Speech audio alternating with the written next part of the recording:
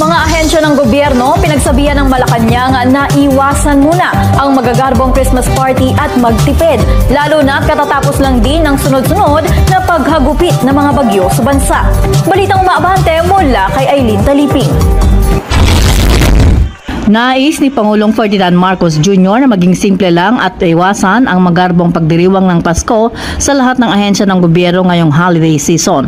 Sa inilabas na pahayag na Executive Secretary Lucas Bersamin, ito ay bilang pakikisaan niya sa milyong-milyong mamamayan na patuloy na nagdadalamhati sa kanilang mga mahal sa buhay na nawala, mga nawasak na ari-arian at nawala ng kabuhayan sa pananalasa ng 6 na bagyo sa loob ng halos isang buwan.